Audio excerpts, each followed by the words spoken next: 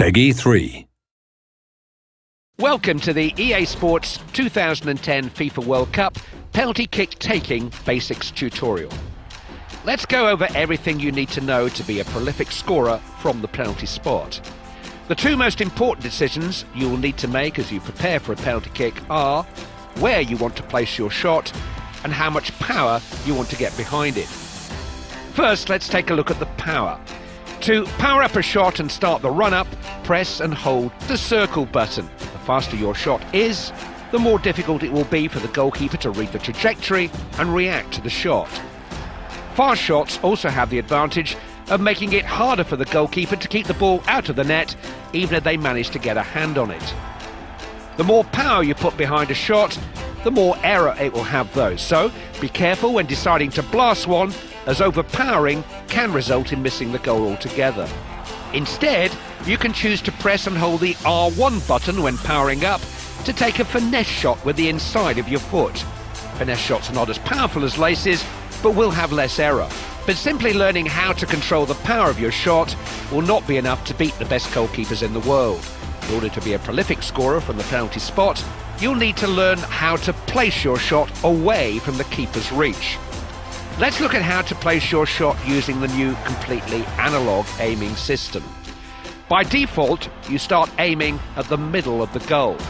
From the moment you press the circle button to start powering up for a shot, you can hold the left stick to move the aim anywhere inside the goal. The longer you hold the left stick in any particular direction, the further your shot will go in that direction. Be careful with how long you hold the left stick, as letting go too soon will result in a shot closer to the middle of the goal, and holding it for too long will cause you to miss the goal altogether. Make sure you practice some penalties by going into practice mode before going into a match. You will be able to toggle the aiming system on and off by pressing the L2 button. This will reveal how fast the aim moves, so you get familiar with the new analog system.